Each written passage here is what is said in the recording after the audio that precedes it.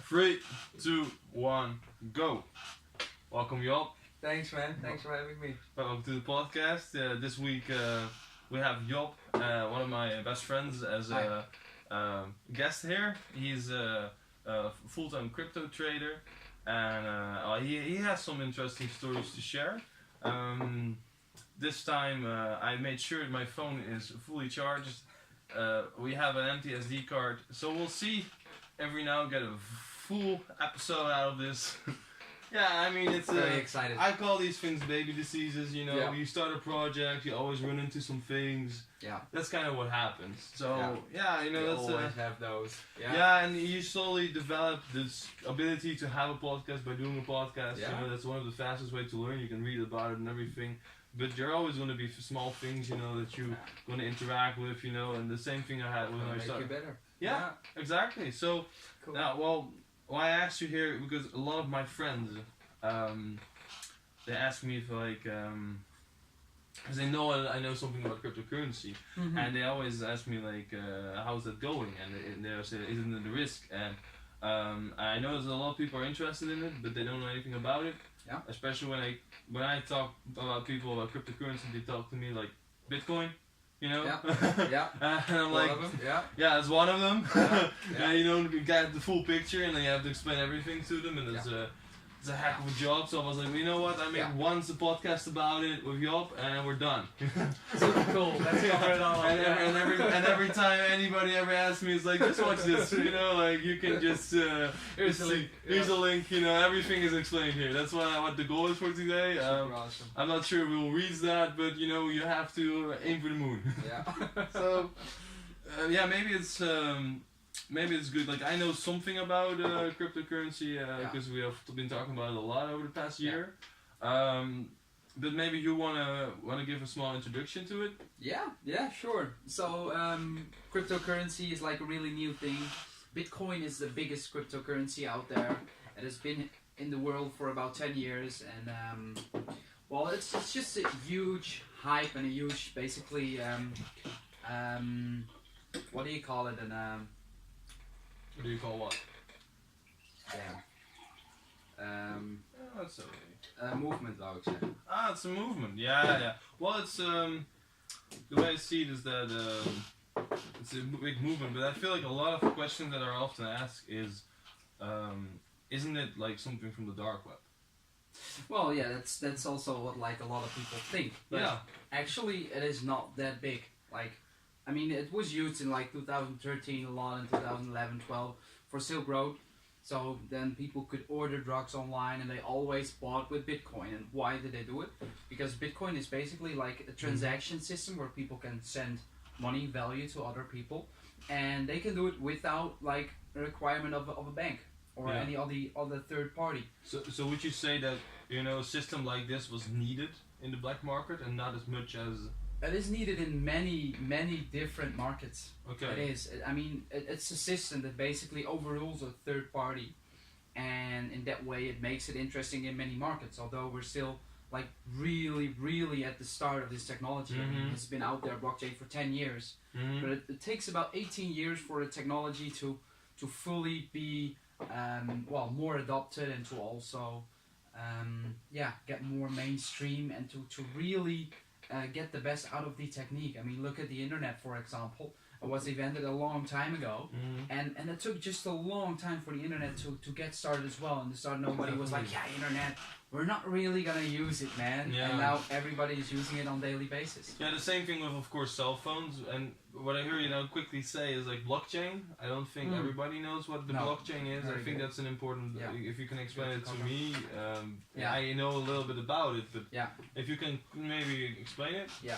So I was just talking about this thing about making a third party redundant, right?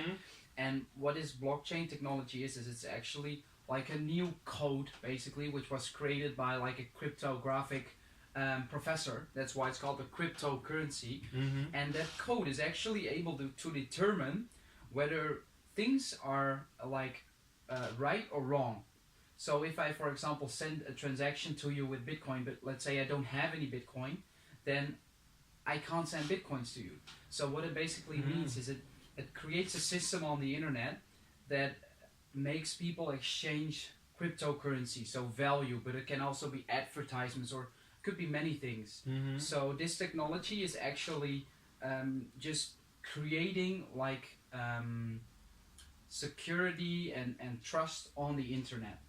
And this blockchain technology can be like utilized in many different ways. Mm-hmm. So we have Bitcoin. It's like the major cryptocurrency that everybody uses. It's worth 60 billion right now, and it's just there are around $2,000 cryptocurrencies. There are even more, but 2,000 are roughly like better. They're getting a head start basically. Mm-hmm. They're really being Yeah. used. They really have a team. They really have people behind them. Yeah. And those cryptocurrencies all use blockchain technology, but they utilize it in a different way. You can see it, I think, as a website.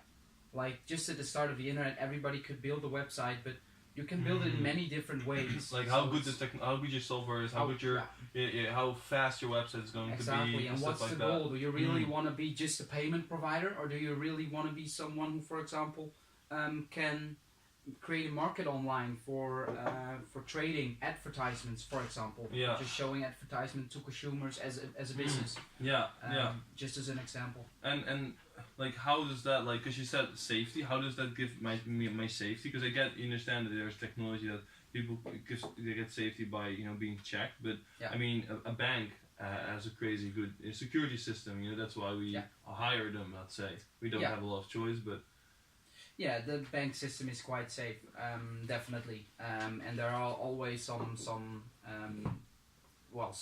things that could be better. But I think that the change is that, for example, if I want to send you money, then I'm still depending on the banks. So let's say if it's weekend, I have to wait for a weekend because banks open on Monday. So on Monday the transaction is sent. Let's say I want to send some money to my cousin in Canada. Then I have to pay quite some fees. I have to pay like 3, 4, 5%, and even a cost as well, like a normal fixed rate for the transactions itself. So let's say if I want to send, I don't know, 100 euros, then probably only 90 euros will arrive. Yeah. So that's also one of the great things about Bitcoin and cryptocurrency. It's really about creating a movement that is all about like equality. I think it's really about making sure that things happen in a fair way, that it is programmed, so everybody knows the rules. So for example, not many extra Bitcoins are printed every day, just a little bit to keep the network going. But inflation and stuff is really something that, for example, the euro barely had, or the US dollar barely had. Like all those currencies are getting worthless because basically all these governments are printing extra money to pay the bills and whatnot. And Bitcoin doesn't actually have it. It's just a system, and there's a limited amount of Bitcoins. There's roughly, there are 17 million, but about 4 million are lost. That's really a lot, but yeah, a lot of people thought Bitcoin wasn't really gonna work out and whatnot. They lost their wallet. So and basically what happened is now there are only 13 million Bitcoins, and that's not that much. And the value of a Bitcoin is basically determined by like how many people want the Bitcoin. And because so you're saying like quick because we're going real fast, I feel like. So you said that it's a pay method online that is secure. It originated on the dark web. But it's, maybe because there was like, I mean, there are no banks for the dark web, so they had to find another way. They had to find another way, And usually they use cash, probably. I don't know. I'm not that no in the market. I think they use cash. Pretty sure they use cash. I think they did a research about it, and it's about 3% still of the whole cryptocurrency supply that is being used for drugs and whatnot. Yeah, but cash, it's about the same. I think it's more like it's more about that you that originated there. I don't think people right now, are like, oh, it's only used on the dark web. No, they're just they feel like it originated from there. Exactly. And that's what makes them like scared, because I think that in this case, I mean, I was at the first when I heard of it. I was like, that's from the Silk Road. Yeah. That's what everybody knows it from. And I think that's a very important thing to. It's like marketing. Every marketing is good marketing, but in this case, it's gonna take some time for people to adjust to it and to be like, oh, it's actually not just something that is on the dark web. It was always there, but the dark web just used it more because they had a higher need at that point in time. And the funny thing is actually, a lot of people don't know this, but Bitcoin is actually fully transparent. What does it mean? That you can track every transaction on the blockchain. So let's say if I send some Bitcoins to you, then you can even like have a look at my wallet. You can see like how many Bitcoin is in my wallet. Oh, wow. And of course you can have multiple wallets, but every transaction is transparent. So you always know where your Bitcoins are going, and you can even see where they're sent from. Yeah. And that is actually that last feature, because they have your IP address. That last feature is used to actually like find a lot of criminals, because like FBI and other like, well, I don't know, like police and stuff, they could really like track where people send transactions from by IP. So it's also been, while criminals thought they were fully safe, they actually weren't, and well, lots of them were locked down just because they were making transactions that were transparent and they weren't aware of. Yeah, because a while ago, I think I have something here. Like, yeah, you gave me this coin. Oh, yeah. I'll show it to people. Let me check. Yeah, I always check at the first minutes. I love those. Yeah, it's a great cool coin. It's not a real one, right? Definitely not. No, that's very good. Yeah, it's that's a very good question. It's always because when you show this to people, sometimes people actually they don't know that Bitcoin is just an online coin. Yeah. They don't understand. And it's like a system that basically works like email. So you have like a Bitcoin wallet and an email account, and you can just store Bitcoins over there, and you can send them to other accounts. And it's just that easy. Well, I think these days it's better comparable to actually just a bank. Like, I mean, when I look at on my bank account, there's this like €100 or something in there, but there's nowhere actually €100 of mine separated. It's a credit from the bank. Yeah, it's just basically a concept, an idea. Like, this is how much you kind of have, but it's not like. And the same thing as I feel like it's just in the cryptocurrency in general. Whenever you have a coin like Bitcoin, you just have a certain amount of money in that coin, and that's just there. Yeah.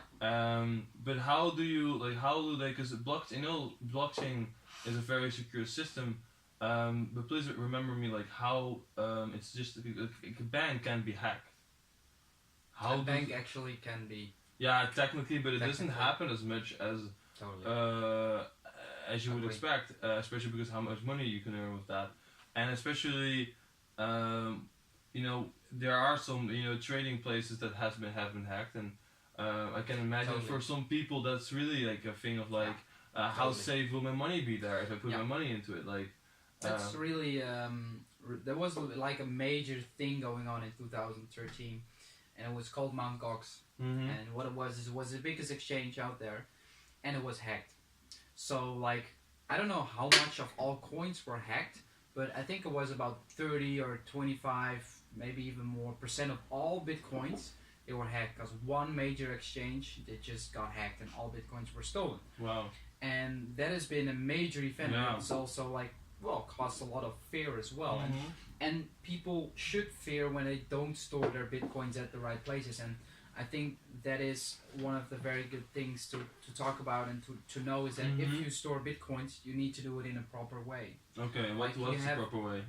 Well, there's multiple ways, but what a very simple system is, and what really would work is, for example, if you create a wallet, it's called blockchain.info, the website, where you can create a wallet, and it's actually your own wallet. And now it's a different thing, because if you have like a real blockchain wallet, that is a real wallet that uses blockchain. But what you also have is you have kind of banks in the world of cryptocurrency, and it's for example Binance. It's an exchange. It's a place where you can trade your Bitcoins to other cryptocurrency. And for example, if you have funds on those exchanges, it's just not your own real money, because it's like money of Binance, because you've sent the money to a wallet of Binance, but Binance tells you, hey, you have this amount of money, you have this amount of Bitcoin, or this amount of Ripple or Ethereum, or whatever cryptocurrency you have. And at those places you take extra risk, because if one of those exchanges got hacked, then you lose all your funds. And many small exchanges get hacked because, well, security is a really important thing, and many people just start the company too fast. They can grow really fast. That's what happened in the hype 2 years ago in December. And then things just go too fast, and their security is just too low for what they're doing. And, No, I get it. Like I think at this point, like I think it's because it's quite a complicated topic. I think like I think a while ago I started with you explaining to you cryptocurrency through a metaphor of like parties. Yeah. Do you remember that? Yeah. Totally and I feel like we can maybe use this metaphor to make it easier to understand what exactly cryptocurrency is, and also use it as a tool to whenever we add something to this conversation to maybe reflect on how that would reflect into our metaphor, because I feel it's hard to maybe good to follow if it's like there's like a lot of news on this topic as well, and it's really hard to really get a good picture of it. So indeed, let's keep things really simple. And especially if you talk about a trading plays and then for different cryptocurrencies, I feel like I even like it's that I know something about it, that I know what you're talking about, but it's really far away. It's like, oh, what's going on? Even with the question of how do I even get a Bitcoin? Like, where do you buy it? You just buy it on the internet. Yeah, it's really easy. Yeah, but it's like, and then you have a wallet, and how does it work? Like, there's so many questions. So, I'll quickly remember what I once told one of my friends who asked me what is cryptocurrency or what is Bitcoin. Yeah. What I told him was, I have to remember it correctly. I don't really remember, but you have to imagine that we're gonna give a party. Yeah. We're going to give a party, but just like any festival, we have a certain amount of coins to buy the drinks. Yeah. And so let's say we have 24 beers and we have 24 coins. Yeah, exactly. 24 beers, 24 coins. Exactly, a beer coin. Yeah. And then when people come in, they can start buying the coins. You know, and once we will keep a certain amount of coins for ourselves, so that we can buy beers ourselves, or the more people get in, the more our coins get value. Yeah. Because at a certain point when we say, okay, we're going to just sell 10 out of our 24 coins, then the first 10 people get in, they all want to get some coins, and they just want to get a beer. Maybe it's a better example to say, like, if you buy our coins, the more percentage of our coins you have, the more you can decide on our music, for instance. Stuff like that can also be valuable. Yeah. So it just depends on the value that's behind it. And in this case, like, let's say the drinks, the more people get in, everybody wants some part of the coins, so they start selling to each other. And and the more people get into their party, the more people want the coins, the more the coins get value, and the more we start selling as a party, because the more we can sell it for, and in this way, the prices go up, right? Yeah. Especially once there's like scarcity. If there are only like a few coins left. I mean, we gave the example of 24. It's really not a lot, but let's say you have a party and you have like 500 coins, and there's only like 40 left, but the party is still going on. Like, everybody still wants another beer. So what people want is, they are like, hey, I'm willing to give a bit more for the beer because I know we're running out. And that's really when value is determined. It's all about demand and supply. And in the case of cryptocurrency, it's often about services. Yeah. So a certain service, and in a party, a service can be music, for instance, and that's I feel like where it's or security. One great example I always like to give is with the cryptocurrency. You, for example, can buy storage space, like cloud storage, like you have on your phone probably, like just a cloud where you store your photos. And if you store those photos, you have always like capacity, like you can, for example, use like 100 gigs. The funny thing is that a cryptocurrency actually allows people to rent out storage that other people can use as cloud storage. So what they're doing is they're basically, if for example, let's say you have storage on your computer and you want to rent it out, you can actually rent it out and get cryptocurrency for it. And you get nearly the exact amount that the guy who actually like is using your storage, he pays the money directly to you. So there is no middleman that earns money about it. Usually you have companies who can utilize this, for example. But now you can just hire and rent out directly, just with one click. You don't even know who you hire it from, but it's fully safe. Yeah. And that's kind of nice, kind of. And so let's go back to the party example. So let's say our party is about, that like Bitcoin is mostly about safety, is that correct, right? So let's say our party, we make sure it's very safe. So when people get in, they pay a certain amount, and that is based on their security. Yeah. and in our party they can make make safe trades with each other. You know, let's say we have safety against the police, or something. You know, let's say we have that in our party. You know, so anybody can trade whatever they want in our party. But at the same time that we give our party, there are 100 other parties in the city. Which every party again sells those coins, and every party has a different service. Yeah. So certain parties maybe sell their coins so that you have saying in the music, or they have better music, quality. Maybe that's a sound. No wait, what's the sound? There's a coin that has that actually, right? Yeah, there is like music coin, and there is what is the name? Well, it doesn't matter. Doesn't matter. Well, there's you know, you have a party that has better music. You have maybe a party that has better booze. You have a party that maybe a certain party that has more social games that you can play together. You know, so there's a party for everybody. Everybody. But then people start leaving your party and going to other parties and starting to trade the coins from your party with the coins for other parties. Yeah. And in this that's way, the only way to get the coins. And that's the only way to actually get the coins. You buy them from others. Yeah. So our party is the only party that sells, you know, our coins for extra euros. And from there you can, you know, start buying the other coins, the other parties. Yeah. So everybody basically starts at our party, and that's why our party has the most value. Or our coins has the most value, and because most people want to have them, and then everybody goes to those other parties because they want to get those coins as well. They want to have a party, you know. They want to have. Sometimes want to go to a party that has better music, and sometimes want to go to a party that has better booze. But there's limited space. There's limited space. Some parties. Some parties, you know, and not everybody wants to sell because some people are happy with the party that they're in. Yeah. So it's really about how much people move and how much new people get in. Yeah, it's really about where hype's being created, where do people really want to go, and if everybody wants to go to a certain party, it's going to be very expensive. So that's what drives the price up. Yeah, and then I would say that like a trading place like Binance, one of the trading places. Yeah. Let's say that's a cafe, where people meet and trade their coins. That people can go to and can tell each other, hey, I wanted to go to that party. I need some coins to get into that party. Yeah. You know, I have other coins from other parties. You know, and then the people gonna start trading with each other. And you can just do it with 2 clicks. It's that easy. You can just say, hey, I want to buy those coins with these coins, and you know, I want to sell my bitcoins, and I want to buy convention tokens. It's not like real life. You have to wait for somebody to be like, I'm willing to do it. No, it's like it's all digital, of course, but. I feel like this might help to you know, have a visual presentation of how the trading world works. That's because a great example. It's I think it's important to note that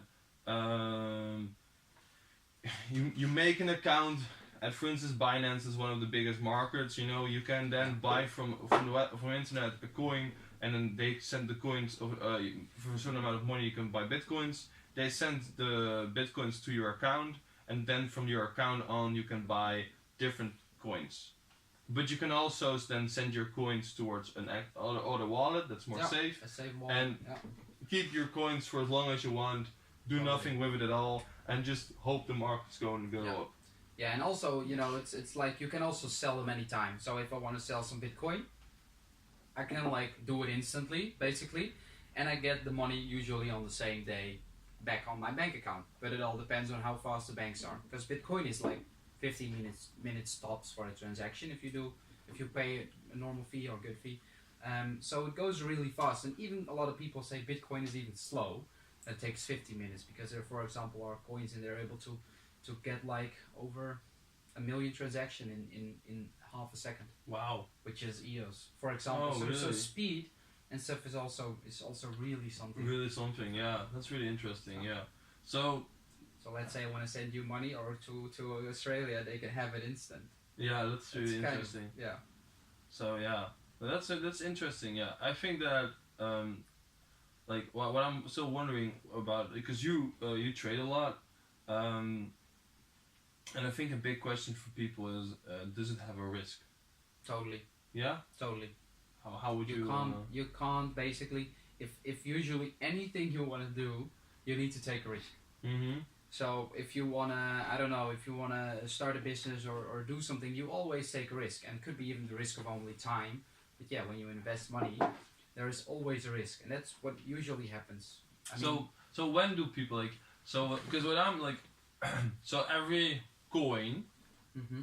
on the market, like we just explained with our parties, Yeah. like every party has a surface, you know. So you have just like Spotify, you have a surface Yeah. for with a coin, and what's more better about it is that there's no middle person, so there, Yeah. So you if you listen to a song, then you sometimes have to pay for a lot of songs as well, but you pay really less. But the money you pay is going directly to the artist. yeah, so the artists earn more while you Yeah. pay less in general sense Yeah, I of think Spotify pays music. about 10 or 12% to their artists. So if they, for example, Yeah. receive a euro from someone because I listen to a song, I mean it's really a lot. It's a lot less. Yeah. Then only 12% goes to the artist, and 88% goes to Spotify itself. Yeah, so that's I feel like Spotify is just a really well example of Yeah. and so you have That's also online books. You have even energy services that you can share energy with each other, super awesome. buy from each other if you have solar Yeah. panels and stuff like that. Yeah, so if you have like energy remaining, you can send it to your neighbor, and then every time you send it, there is something that monitors it, and it sends you a little bit of coins, and all those coins you can give a certain value. Yeah. So what is really interesting always to me as a person is what I feel like is that cryptocurrency is kind of made right now, or made for the idea of using a service. Yeah. Yeah. But right now it's that wouldn't be a reason for me to buy it, because if I sometimes I have to pay way more for the same service than the other one. Like it's not consistent. Exactly. So what? The value of those coins is really volatile. So you probably knew Bitcoin was once 20,000. If you have never heard about it, was 20,000 about 2 years ago, and 20,000 euros a coin. 20,000 a coin for Yeah. one Bitcoin, and now it is trading about $3,900. So At the current date. yeah, so that is a huge change. It's like minus like a lot, Yeah. like 80%. Mm-hmm. So Yeah, and like so that's not really right now a reason for any consumer to buy it and to be interested in it, I would say, to use the services, because the services are not sometimes not even developed, and it doesn't really have you don't have a reason to use it right now, because it's just not beneficial right now in a lot of the cases, I think. yeah, agree in a yeah, lot of the cases. A lot of the cases. I mean, maybe there's some exceptions to the There's rule. also always some Always- great projects. and- Yeah, of course. Also, I mean, and Yeah. I know Brave, the Something internet like that. browser that already is used, and I used it, but there are also some negative sides still to it, like a lot of processing power and stuff like that. But what I really I'm just saying is, like, when would you say it's interesting to people to buy it? And let's say somebody that doesn't know anything about it, does not know how to trade. Is it then beneficial, or would you say like it's too big of a risk if you don't know anything about it? Well, totally. You always, and that's one of the big mistakes a lot of people make, is when they invest money, they have to know exactly why they invested. They have to believe in the investment, because otherwise they're just gonna sell it even if they have loss. Mm-hmm. So, for example, I don't mind buying Bitcoins like with all my money, and then just waiting. Yeah. I don't mind at all, because I believe fundamentally Bitcoin should be worth way more than $3,900 as of current value. Yeah. And it could even go to $3,000 still. I don't believe so, but it could, and maybe even lower. Some people think so. I think we've dropped a lot already. Like we've dropped like 85% already. Yeah. So I think we are near the bottom, because this is what happens in normal emerging markets, fast-growing markets. You have huge growth, like we had. We went up from like 3,000 to 20,000 in 3 months. So that is crazy growth. That is 700% in 3 months. Yeah. But it's not stable. So Yeah. you always have those hypes, but there is always like a main line that things are growing with over time, and it's just It's So just you would going say slow. for you it's like you would invest right now, and even if it goes down, just don't sell it. That's what you're saying. Well, that is totally my strategy. It's your strategy. Yeah. I mean, it's obviously like no financial advice. yeah, it's not adventure but advice, it's- but you know, if you wanna, like, if you have money left, you wanna invest, and you don't know anything about it, that could be a strategy to use. And I think also for when it comes to investing, it's nice to have a look at some other markets as well. Mm-hmm. Like, we always like have growth, and value is usually kept by the big guys who have a lot of money already, because Yeah, they yeah. want to store it and they want to make Mhm. more of it. And when it comes to, for example, index funds as S&P 500, Yeah. which is all top 500 companies of the world, and if you had invested in Of America, right? of America, Yeah, it's Yeah. America, right? Yeah, yeah. Yeah. Okay. so what happens then is if you invest in those funds, you average get about 9% a year for over the past 30 years, but that is average. So some years you could have made like 14%, but there's also years that you lost money. Yeah, I mean in the 2008, In the 2008 crash, crisis. I think you lost 39% or something in one Exactly. year. Yeah. But if you mean like Yeah. if you keep it steadily in the end Over you the long term. yeah, so it means like Yeah. even when you go down, just don't look at it basically. Yeah, and that's actually what happens to a lot of people. Once price goes down, they sell it because they feel like, hey, I lost a lot of money already, I don't want to lose more, so they sell. Yeah. And it's all really a psychological process of investing. And when it comes to investing, if you just listen to your emotions, Yeah. you're gonna lose money anyways. That's how the system was created. It's Mm. basically created to get money from Yeah. from people who want to invest to the big bankers to Wall Street. It's how Yeah. they work. They get the game. They're boss of the game basically. And yeah. They started the game, yeah. Yeah. Yeah, and it's also so if you play, you have to play with money you can lose. Exactly. So that you don't care about it as much. Like I mean, if you play with €1,000 and you lose half of it, you can just be like, I'm just gonna keep my money into it. I think it still goes up. Yeah. That's kind of the way you have to look at it, Yeah. Okay, Totally. yeah, that makes sense because when is the point? Because I feel like a lot of people maybe even listening right now and are like, I don't know, I'm not gonna invest into it, and I mean, you don't have to. Of course. But not. then maybe in a couple of months, if they hear that Bitcoin went up to maybe 6,000 or 7,000, Mhm. they might start investing anyways.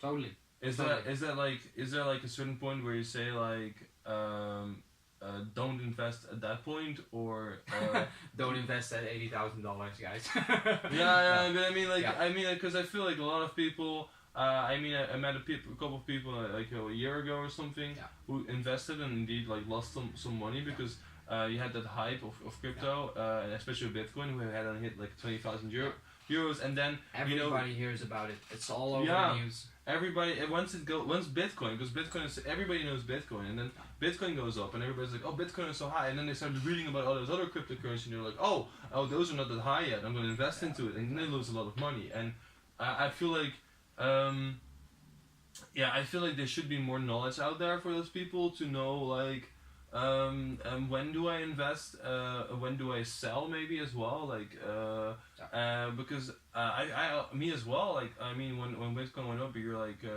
I'm more of the type of person who then is like, oh, it's at 15,000 euros, it might go up a little bit higher, but it's not gonna like go up. Like I'm not a believer in 30,000 euros. Never, For me, even right now, if I would say what's going to be the high peak of Bitcoin, I'm gonna say 40,000 euros. I don't think it's higher than that. Just because I'm the type of person who's like, I just don't think it's gonna be like 80,000 euros. It's really hard with those numbers also to calculate it, because even I just said like $80,000. It's my projection for this year. But what it's really Again, about no is financial no advice. financial advice, guys, not at all. That's all. I feel like it's important. Like Totally, it's totally. like I don't you come want up with those huge numbers. Yeah, I and mean, before, like, exactly. Like, Yeah. oh wow, that's amazing. But it's more like a projection. And I mean, in a way, you're an amateur. You didn't, I mean, if for me, you're not an amateur, but I feel like everybody kind of is an amateur. Well, not everybody, but a lot of people are amateurs who do cryptocurrency. I feel like because a lot of people didn't follow an education towards investing. I feel like I'm not sure about that though, but that's the way I sometimes feel like that a lot of people, or maybe in general in the investment industry, like people learn it themselves a lot and then they get better, and then at one point Mhm. people maybe get hired by bigger investment companies. I But would never. yeah, you would never, I know, but like so like. Yeah. But what I'm interested in is more of like so the rule, what I talked about, like right now. But is there a certain point where you're like, if we're going above that amount, for instance, like especially for Bitcoin, maybe if Bitcoin goes over that amount, I feel like you're kind of too late. Is there a certain amount that you like can already say, or maybe give an indication of like what should people look out for? You know. Always look out for when prices are when Bitcoin and crypto prices are really overpriced. When a Bitcoin just grew from 3,000 to 20,000. You know it's overpriced because it grew 700% within 3 months. But funny thing is a lot of people, they sold way too early. For example, my neighbor, he bought bitcoins and for example at $5, and he sold them for $15, and he was super happy. Yeah. Right? Yeah, if you then could have sold it for 20,000, that would be great. That would be great. Yeah, there's always this story about Yeah. a few people who like of a guy Yeah, I who bought remember pizza. one of your friends indeed, like who bought games on the dark web, like downloaded Yeah. games, and he bought it with Bitcoin. Yeah, with Bitcoin and, as well. and he bought it Yeah. like for like €5 or something, you know. Yeah. It's And funny you look at those transactions. yeah, and he used to do that regularly, you know, and he even like, you know, one point he had like 100 bitcoins or something just because he bought games regularly. Yeah. Well, and then if you then look at it like now, you're like shit, you know. Yeah, but he sold it all. Yeah, So exactly. that is what happened to a lot of people. They got in touch with this Yeah. with Bitcoin, but they didn't know price was gonna go up that much. And Yeah. fundamentally, I have real reasons to believe why Bitcoin is really gonna work. But that's for me. That's like my truth. It's how I look at things. It's Yeah. like It's an opinion. investors always have. It's an opinion, Yeah. exactly. So yeah, that's the main thing. Yeah. So look out if it's overpriced. Really don't buy when everybody else is buying it. When people say like the cab driver is talking about it or someone else, like when everybody is talking about, even your parents maybe, about buying, then you should sell. It's that easy. It's when the masses buy in, you should sell. You should do the exact opposite of what everybody is doing. Because in the Netherlands, almost everybody, like I think 80% bought when the price was above $10,000. So 80% in the Netherlands roughly Yeah. were wrong. Yeah. That's a rough estimate, I would say. Yeah. So you should really, really do the opposite, and you Yeah. should really buy in once it's really cheap, you know, and you should sell once it's high. And most people, they buy only when prices went up and went up and went up, because it's the way people look. People only buy stuff once it goes up, because otherwise it doesn't look like good investment. Because if it goes down, then why should you buy? Why Right? should you buy? Yeah, that's true. And so yeah, that is really something. And why do I believe in Bitcoin? Bitcoin is the system is basically unhackable, so it is a place where people can store value, and I think it will be a place where, like a lot of new tech companies, for example, like if you look 10 years ahead, there'll be lots more technology. There'll be a lot of new Silicon Valley companies growing really fast, really rapidly, and they're all tech nerds. And those tech nerds, they have lots of money. They're gonna make millions, billions. It's gonna be the big money for the tech industry. So what I believe is that those tech people will believe in Bitcoin. I'm sure they do, because it's like a democratic vision. So if you look at those people and then really analyze them, Yeah. then I would be pretty sure that they invest at least a few percent of their net worth or their money into, for example, Bitcoin, and they might invest something into gold and, you know, some other store of values to just make sure that it keeps their value. And there are only 13 million Bitcoins. There are currently 30 million Bitcoin wallets, for example. The amount of wallets has grown 50% over the past year. So what it tells me is that more people are getting interested in Bitcoin. Yeah. And That's for sure. that's for sure. Mhm. Yeah. And what we also know is that the price has dropped a lot. So they're going in the opposite direction.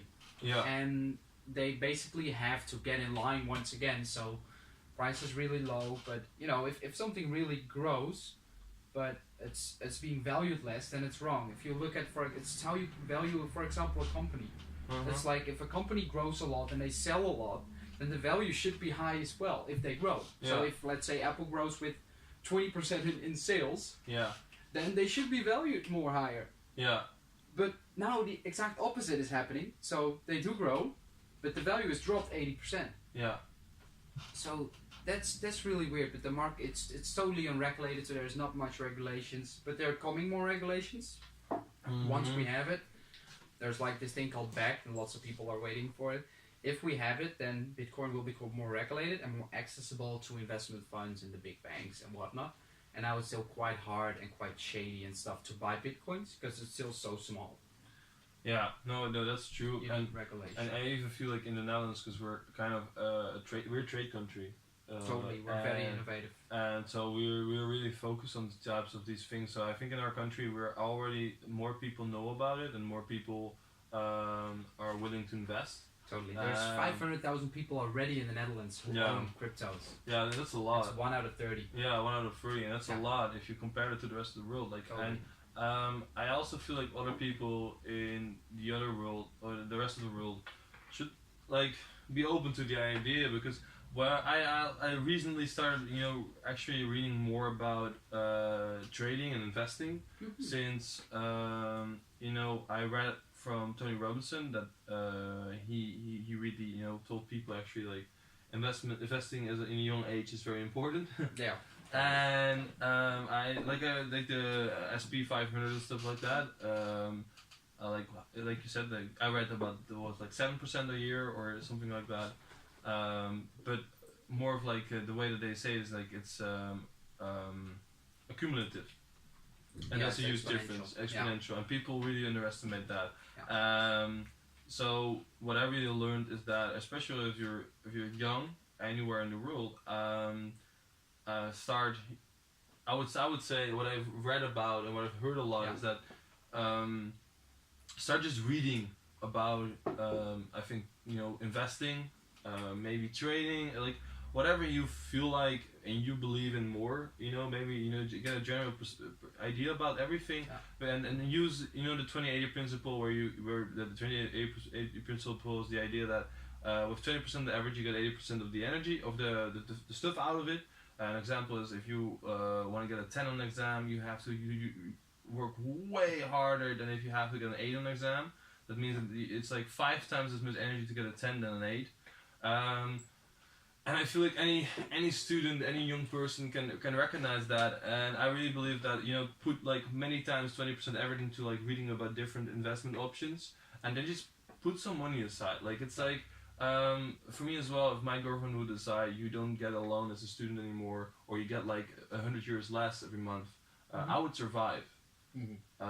So that means that I can, use 100 euros every month also to invest if I want to. If you want to. If I really want to. And what people don't understand is that if I do it every month for a whole year, that's 1,200 euros. Yeah. That means if I get like, let's say you're 9% and let's take 10% because it's easy to calculate, it's 120 euros a year. Yeah. Yeah. But I keep investing those 100 euros. So that means that 120 euros add to the 1,200 euros. Yeah. That's already 1,320 euros. Then another 1,200 euros the next year. That's 2,520 euros. That's again new 10%. That's 250 euros. Yeah. Do that for like 20 years. Exactly. And you have a house. And one of the most important things also to add to it as well when it comes to investing is know really where to invest in. And there is a book, we'll put it in the subscription. It's from Mark Tier.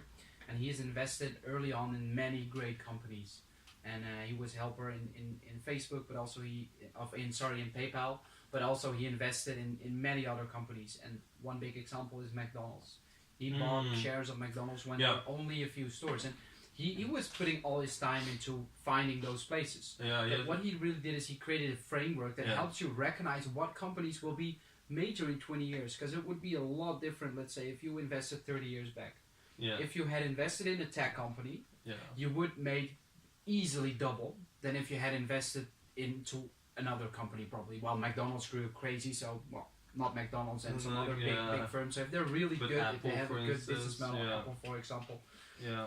If they're gonna be big in 30 years, then it will be the big investment. Just to read the book and to really get even the best companies out. Yeah. I mean, you could use index. It works totally great. Yeah. But you could also use, let's say, hey, I'll put 60% into the index or 70%, and I put 10% in some other interesting companies, which I expect to grow a lot over the past 10 years. It works the way that you like it to work. I really feel like, and I mean, you don't have to invest, but a lot of people talk about, especially young age people, they talk about being successful in the way of getting a career and earning a lot of money.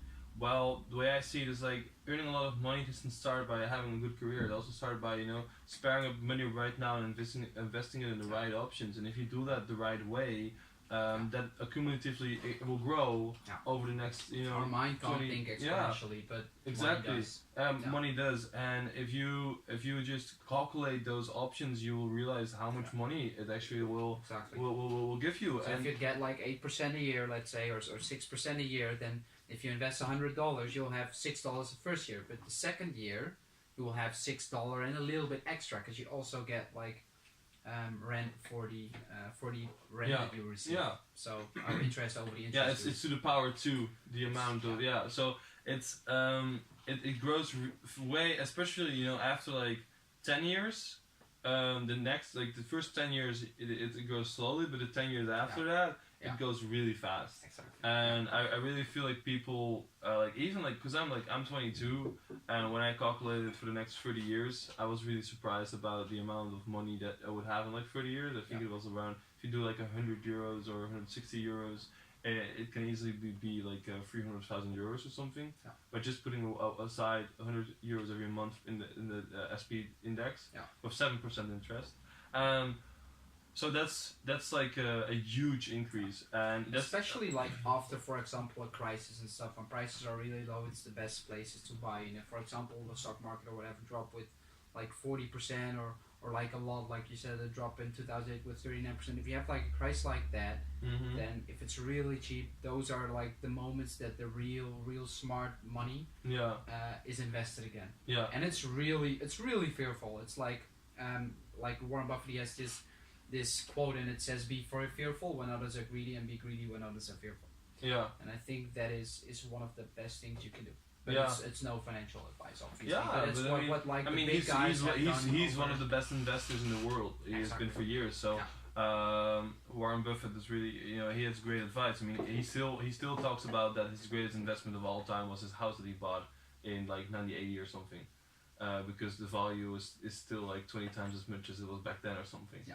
So and things like that, and even he said to his wife that if he dies or passes away, keep investing. That's like his only advice that he gave his wife, and it's like it shows how much he believes in it. And I really think that in general, investing is just immediately seen as a risk.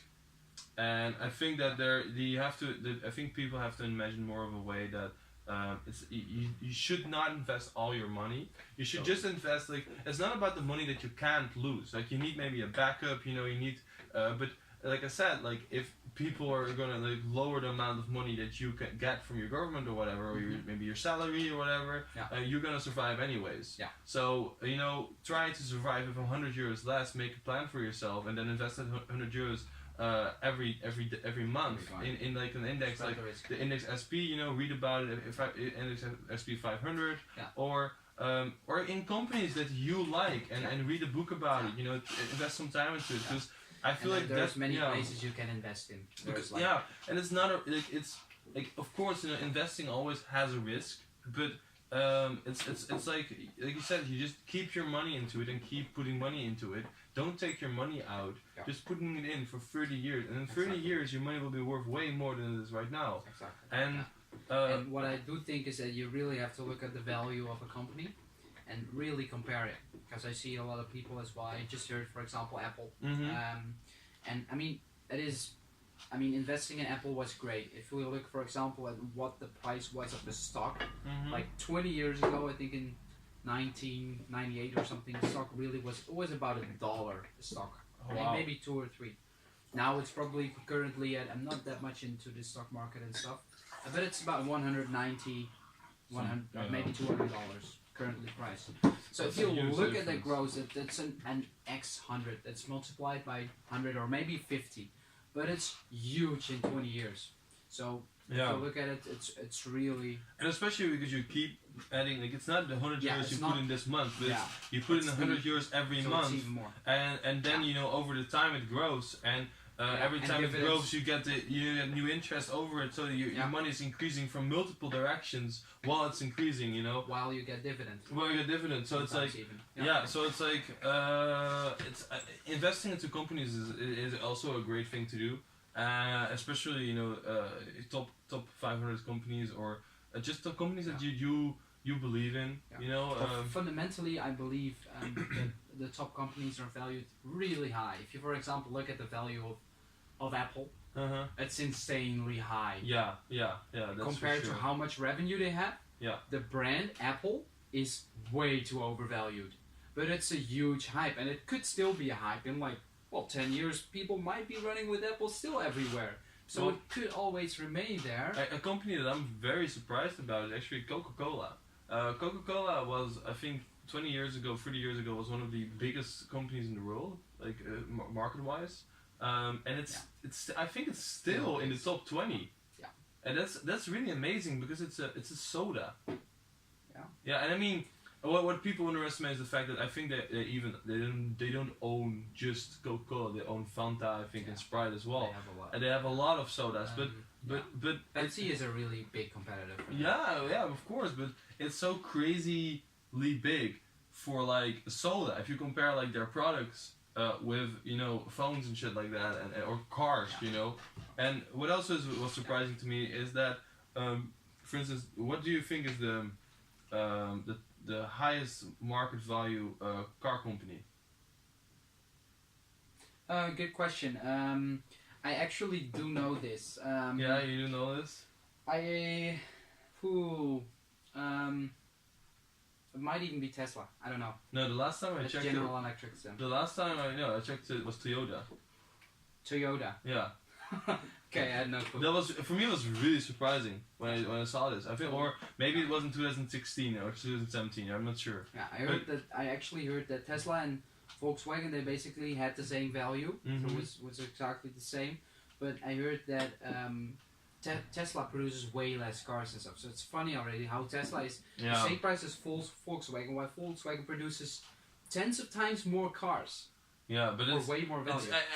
That's the thing with But market. it's innovative. It's subjectively valued. Yeah, exactly. And it has a lot to do with potential of the company. Because if you compare the Tesla is new, it's Elon electric, Elon Musk. Yeah. It has so much potential. Like it's not gonna go down a lot, because the only thing the value is gonna be stabilizing if they just make more products at a certain point, or it's going to increase. Well, for Volkswagen, for instance, they're just stable.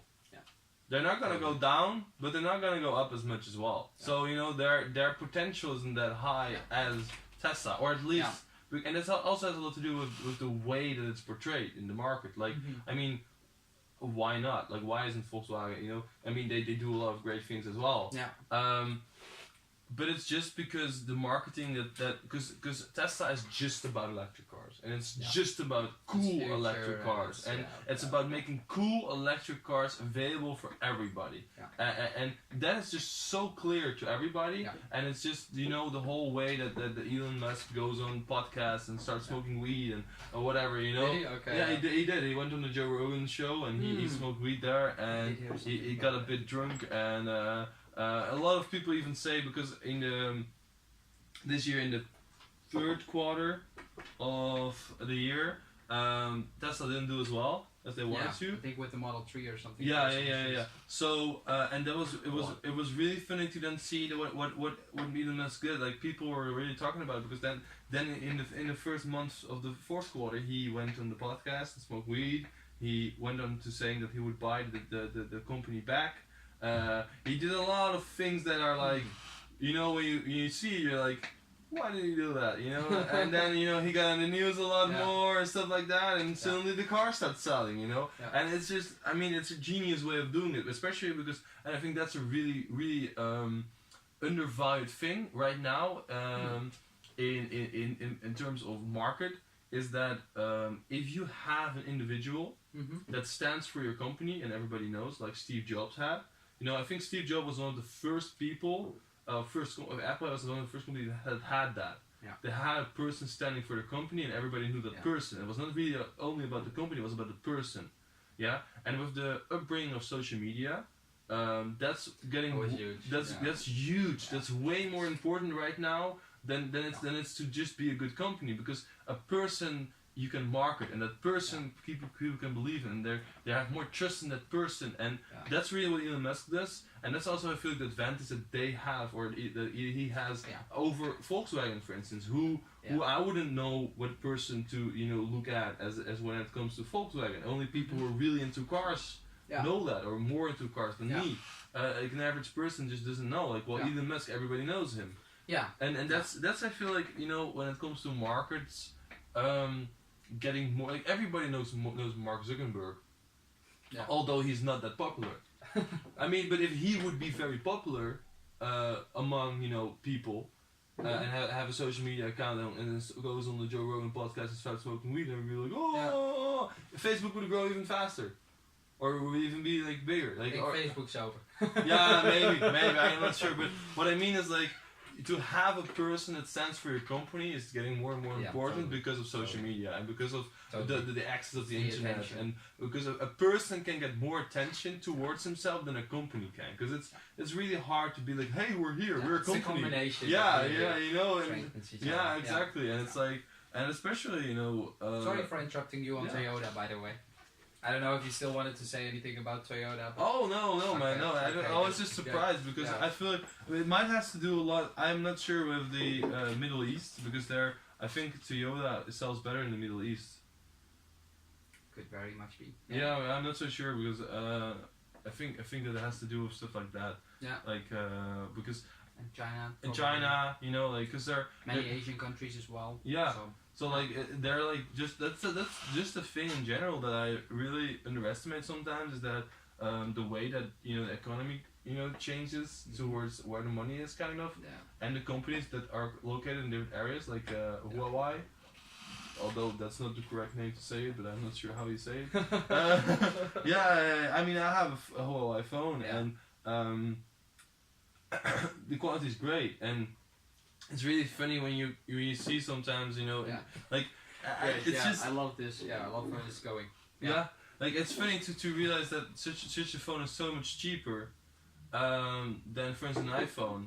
While we in the West still all buy an iPhone, and well, in the countries where they're growing in money, but they still don't have as much money as we have, they all buy Huawei's, and maybe some of them still buy Samsungs, but I mean, I feel like Huawei is way more popular in Eastern countries, and it's an Eastern country, Eastern company, and I feel like these things are so, like, underrated, and people are. And as well, like with the news, I wanted to cover this because I've heard something about it, but I've never really talked about it.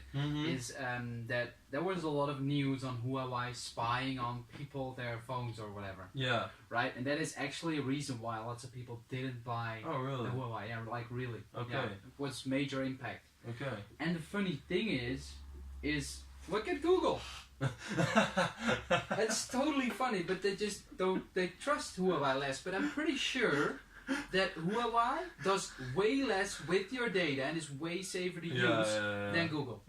For Google sure. really, like, they know everything about you. Still like, when it comes to, like, I mean, Facebook is still the worst. Like, because what I find with when I read about it, the thing that was for me a huge difference is the fact that Google sells all your data, but they code it, and they kind of, like, tell people, like, here, like, we have this type of person, but they don't tell your name. It's not like this person. Well, Facebook will just, you will just tell your name and everything and be like, this, here you go, like, and that's to me more dangerous, because that means that you could, when it comes to elections, you can really, really target people on an advertisement. While with Google, it is still targetable, but you have a little bit of, like, it's still not as much as I would like to see, but you have a little bit of a filter, a little bit between the third person and But pretty sure that, for example, brands like Huawei and stuff, they will do pretty great in the next years. Yeah, that's really what I believe. I mean, if there's a crisis or whatever, but those companies, they just grow really quick.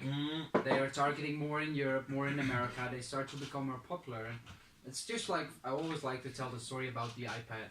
Like, the iPad came out in 1990 or something. No, even earlier, I think. But nobody used it because it wasn't handy.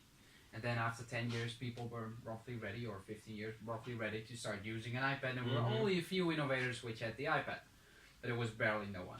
And then after a few years, more people started getting on iPads, and at one point, there were like 10% of the people who had an iPad, or maybe even 5%.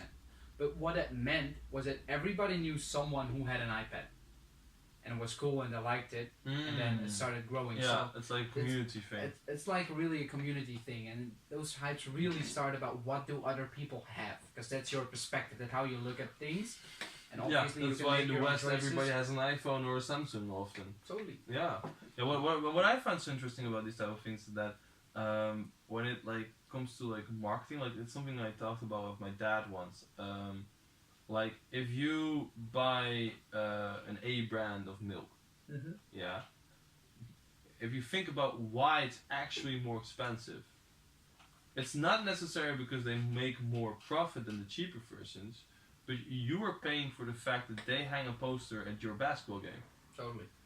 That's what you're paying for. It's like you pay that 10 cents more because they hang posters of places and the other Cheaper companies mass don't. production as well. And Yeah, you know, but but in general, like especially when it comes to like, I mean, Apple for instance, they just have so much more advertisement and so much, you know, bigger marketing things. Same with Nike for instance. They, you know, their products aren't just it's so weird, but their products aren't necessarily better than B products. I mean, Totally C products. Yeah. Can you say so? C products like with Primark or something, you know, yes, they're often, you know, just cheaper. But B products are often not, you know, worse than A products. Sure. They're just less marketed, and that's why they're cheaper. And A products are just over marketed, and that's why they're like so super expensive. And because you're paying for the marketing. Yeah. It's not like the company is like, hey, we keep the same prices and we're gonna market more of our It's profits. actually funny. They did even experiments on this as well. Like they went to really high-end stores where you could buy clothes for way too expensive for like $1,000 or whatever, and they just sold beef products there, which were worth like I don't know, like $50, and they sold it for $600, and people were really like, look at the quality and it looks. Yeah, but it's like it's not the way it works. Like quality and high brands don't match. It's like it's pure marketing and pure name and pure branding, and I mean they do a great job at it, but it's really, you know, and that's also it's just a little bit. I think it's the difference about the 8 and the 10 you were talking about. Yeah, it's really like, I mean, they put a lot more in to get those extra 20% out of their you know, capacity and being popular, a little bit more popular, and it's the same thing if you know, go to the store and you're like, I want to buy a 10 because I'm worth a 10.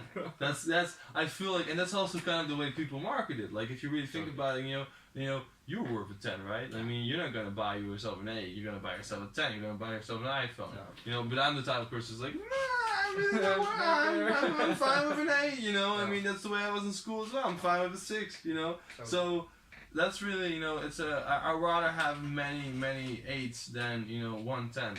If I have to put in like 80% more. And that's really the thing, because when it comes to like, you know, because you have to imagine, because that's also the way, because we talked earlier about investing and sparing money. Let's go back to and if you really look at it in the combination of these things, like if you have the choice of buying an iPhone or a Huawei, you can spare up 500 euros if you invest that 500 euros into, you know, an index fund, you know. That's already 5 months of the 100 euros I was talking about, you know. And every time you buy an A brand clothing instead of a B brand clothing instead of an A brand clothing, and you save up, and in this way you can easily spend 100 euros less a month, in my opinion, and just invest that into, and your quality is not going to change that much. Your life is not going to change that much. Exactly. People feel like they're going to change a lot more, and they feel like people are going to look at them as if they're cheap.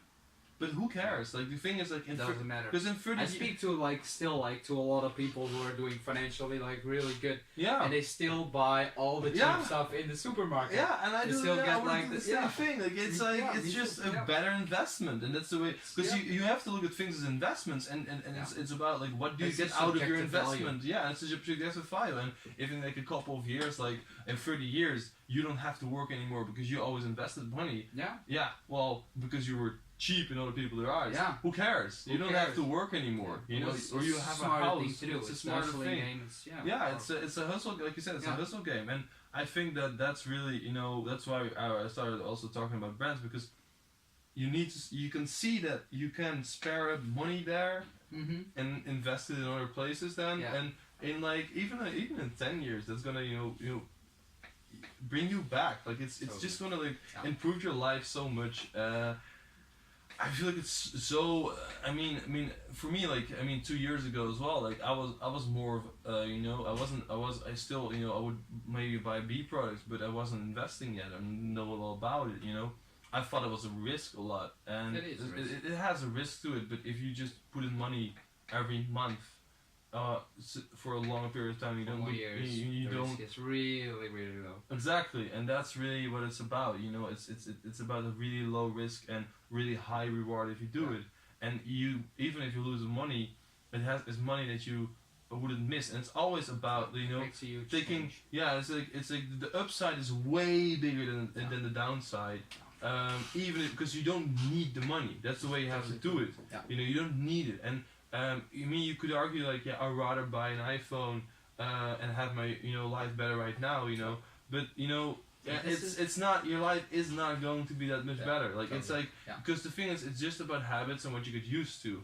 And if you're used to getting into an iPhone, yeah, you will always buy an iPhone. You will never have the extra 500 euros you can invest in things. Well, if you get used to a Huawei, you'll get used to a Huawei. You'll just buy Huawei the Works rest of your just as life. great and fast.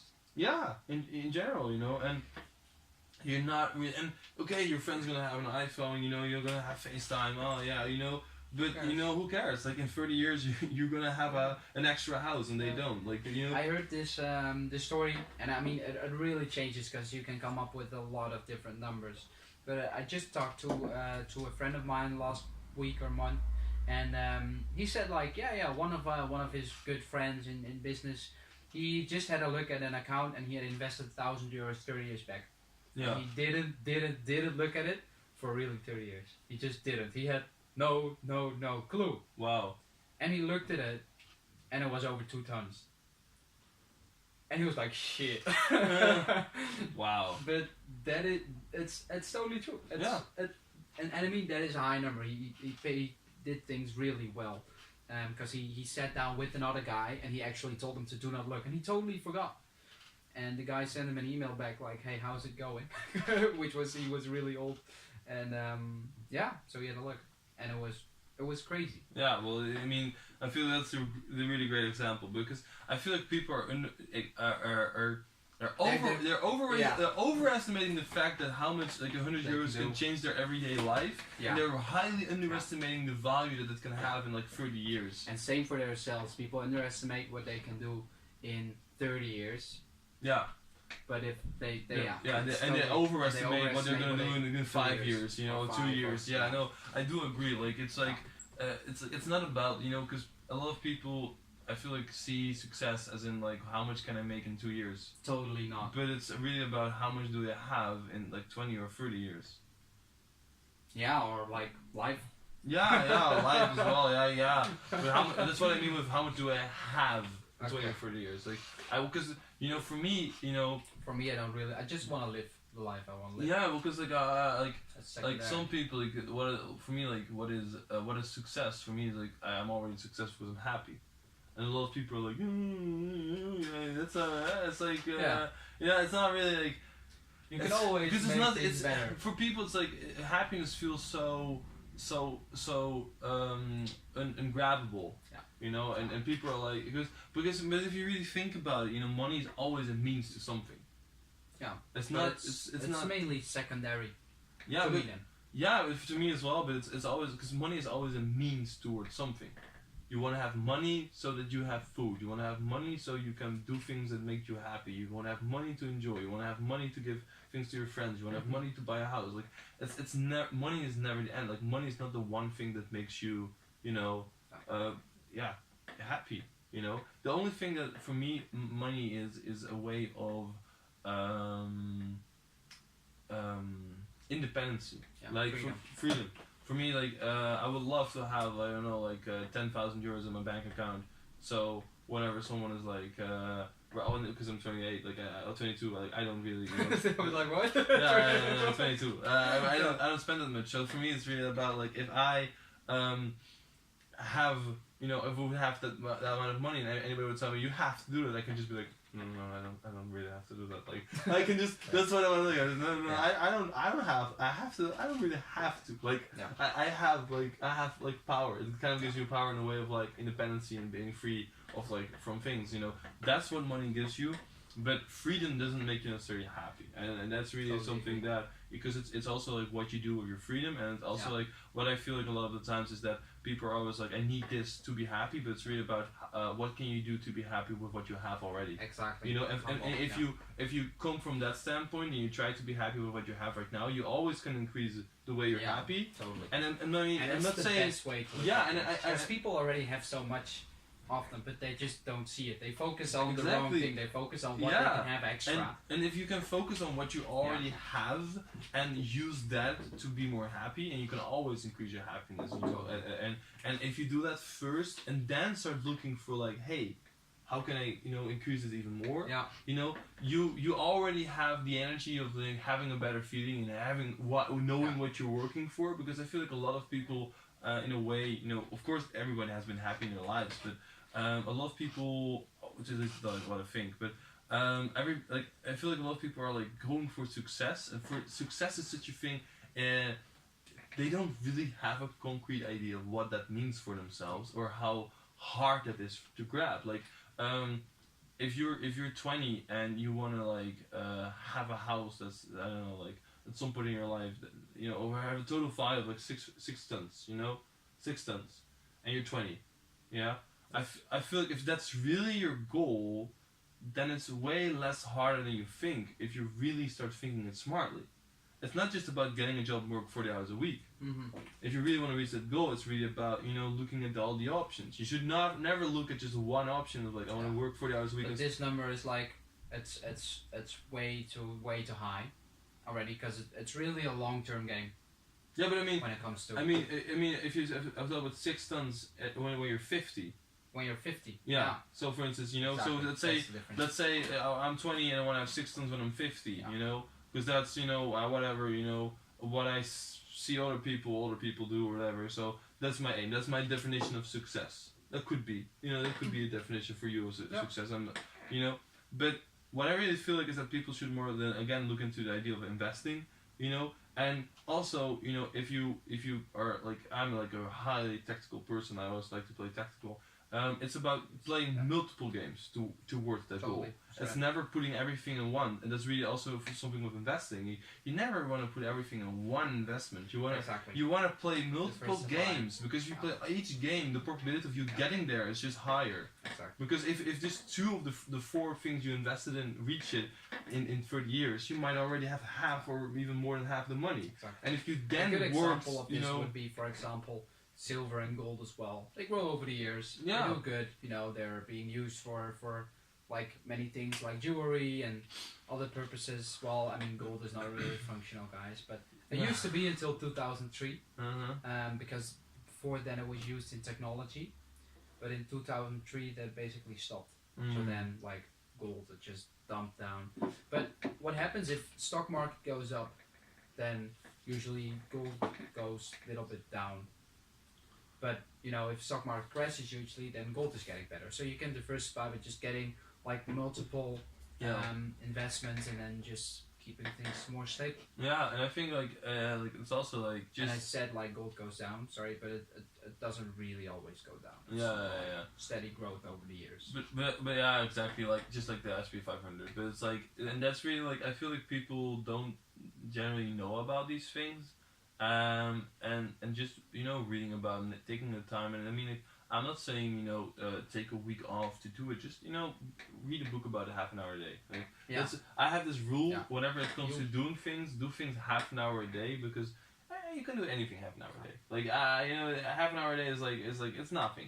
But if you do it's like it's a way of thinking again of accumulatively thinking. It's like if you do half an hour every day for a month, then you already did way more than when you did nothing. Yeah. Totally. You know, and then in the month you maybe have read one whole book about investing, and you're like, oh, you know, Yeah. a lot, The whole lot. basics. You have the basics. You knew nothing about investment. Now you know something about Yeah. investment, and it's like the Yeah. difference, you know, and the difference, you know, if you do that again for a lit year, you know a lot more, you know, about Yeah. investment, and that Yeah. knowledge is then gonna translate to you maybe investing and making, you know, the money that we're talking about, and that maybe ends up in you having it again an extra house when you're 50. You know, and it's just about that half an hour every day to get into it. You know, In that and case, Unshakable would be a good one, I would say. yeah, Tony Unshakable, Robbins. Tony Robinson, also description or in the description below. But it's just, you know, and I mean in general, I feel like Gary Vaynerchuk, he gives a lot. Totally Yeah, awesome. if you look him up on the internet, he has a lot of good advice about, Like, right. you know, investing and the way he looks at the world. There's some things that I There's really ways. For example, there is many ways, and I want to give you one example because I'm not gonna do it. But what is actually, for example, even a model to use is there's these laptops. They're Windows Surface Pros. I love them. They're fast, Yeah. good laptops. But what happens is you can buy them pretty cheap on eBay. And if you look at like Marktplaats, which is like the Dutch version of it, there is a change of roughly 100 euros between it.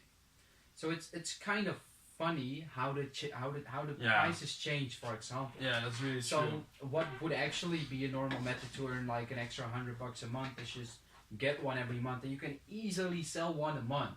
So there's like a quick Yeah. $100, and you can probably sell even like 5 a month, probably. I don't know. I haven't done it. Yeah, but it depends on how much money you have to buy them in the first place, of course. Yeah, as well. Like if Yeah. you want to do the investment, and you have to pay, for example, $500. Yeah, Then well, it costs you 450 euros. But then you can sell it and flip it, and you can get 550. yeah, and it's like how many hours is it gonna cost you? Like maximum 4, maybe 2 hours of just investment, you know. So Yeah. it's like an easy $100 for 4 hours. Yeah, It's because they do 25. flipping a lot with Yeah. garage sales and whatever. Yeah, and it's like if Super you, awesome. I mean, Yeah. it's a bit of effort, you know, but you, I feel like a lot of people are just not willing to put that effort in. Well, they don't, you know, they but then they're like they do want to be like successful in their mind, or they're doing things to be successful, and then it's really about what is then success. Like, you know, how do you want to reach it if you're not putting it in? You know, if you're not, you know, it's not because I feel like success is a lot about not only working hard, but it's about playing smart as well. It's Yeah, and having a good life, I would say as well. Yeah, like nice because- balance between whatever you're doing and not Yeah, only working, I because mean- that's also not good. I used to do Yeah. that for a long time. I only worked yeah, for as many yeah. hours as I could, and now as I'm noticing, it's less effective. So I, for example, do sports at 12 or something to break the day, and then I get a whole fresh new start at like 1:30, Mhm. and those things can make a huge change because Yeah, you're that's totally true. aware of what you want to do, and you can keep track of time very And well. you have a lot more fun. Like that's, Yeah. because that's the way. Like what I realized is if you have more Yeah. fun in your life, that's why I also like emphasize on, you know, first It do what, motivates. get more happy with what you already have, because it's way much easier to work hard when you're happy. Totally. And You need the and energy. even I'm not saying you can't do it, Yeah. but it's also that you are gonna be because burnouts and stuff like that, depressions, like Ooh, they're huge, stress, yeah. that everybody gets them, you know. Yeah. But if you're unhappy, or if you're more happy, or you know, just enjoying things more and enjoying the things that you do, it's just so much more easy to keep doing it. And the probabilities, I mean, as a psychology student, you know that, you know, it just decreases the amount of, you know, probability of having a burnout or depression or something Huge. if you first, you know, are a little bit more happy. And then that, you know, if you just keep focusing, what do I have? What can I do? What do I have? You know, it What just, am I grateful for? And yeah, what I'm grateful for. You know, these things are like, because what's that sound? Okay, wait a second. I'm gonna check something. Yeah, it's a weird noise. I do not know what that was, but Okay. that was a weird noise. I don't want to Yeah. have a fire in here. You never know. So, no, but that's why I really like, and maybe, you know, I feel like for an average person who doesn't, like, first you have reading about it, but if you really, you know, want to do like the minimum, I would recommend, I think, the SP 500, because I feel like that's the most easy one to invest in. Yeah, it's And always gonna with have the top 500 companies, so some go in, some Yeah. go out, and it just and for like, I mean, if you want to invest in, I think in crypto, for instance, and because you kind of believe, you maybe have read something about the system and you believe in it. I mean, we haven't covered that much about it. Yeah, I think we mean, can. some. I think we can cover a little bit more about it. Yeah. Because for instance, what I kind of believe still in is we should talk a little bit more about the sub companies, like the smaller coins. Yeah. Because we talked about Bitcoin a lot. Yeah. About the $2,000. yeah, and I feel like there are just so many coins out there. Yeah. And you Totally. can again you can read the book about how to invest in companies, how to recognize the right companies. That helps you with the coins, but it's really about like how do you pick between those coins? Like it's crazy. It's crazy, yeah, and there is so many trends and so many different purposes. Mm-hmm. Yeah. Yeah. So for me, it's about when I would invest in those companies, it's about reading about the company, believing in it, kind of like just the concept. Like, do I believe in the concept of the idea of this company?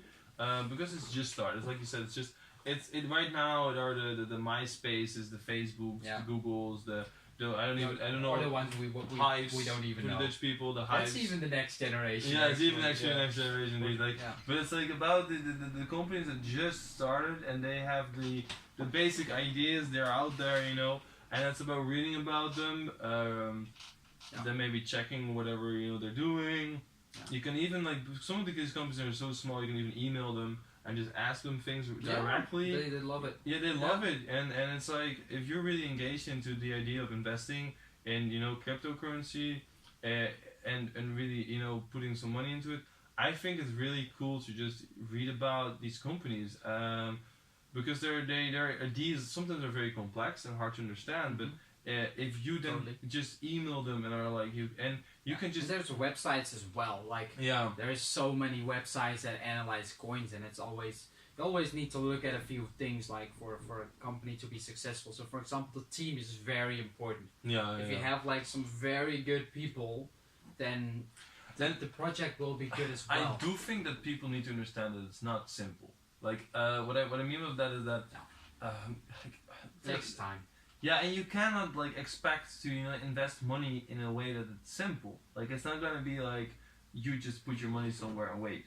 Like that's not the way what we mean with putting in the SP 500. Like please, you do read about what you're investing in, and do read like how does this work. Like it just at the start. That's why the book Unshakable is also so good, because it covers that. For example, it's normal to have a 9% drop every 2 years or something. Yeah, exactly.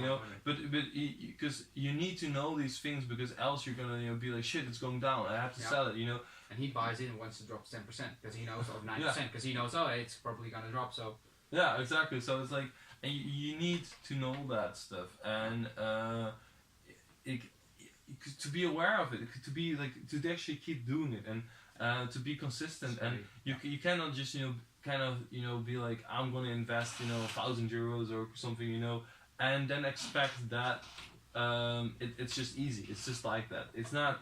I mean, it's something that I would just recommend. Again, like spend half an hour every day and keep reading on it. Like keep improving in it, and keep understanding more and more about it, because it's like because it's like.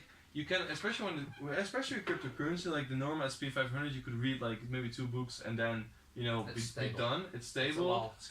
It's kind of stable. Like it has a low risk, high reward system. But with cryptocurrency, you have to like keep up to date. Like you have to keep, if you really invest into a company and you believe in it. I would recommend keep checking up on the company to keep keep a little.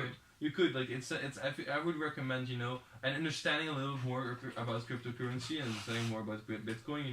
I feel like just like when it comes to investment, you do need to know what you're investing in. Like you cannot just like for instance, I feel like maybe you get a lot like I ask just questions like what if I want to invest in cryptocurrency? What do I invest in?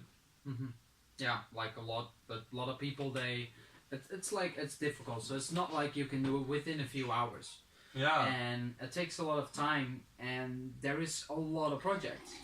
So it is hard choosing those projects, especially because you're using so much yeah, well, like terms and stuff that you haven't heard before because it's all technical as well. Mm-hmm. So yeah, like what is good? I would say like Bitcoin is the most stable coin there is in the crypto market because it's the biggest. It's just like ships, right? If you have like a huge ship, then it's slower, right? So it's more stable.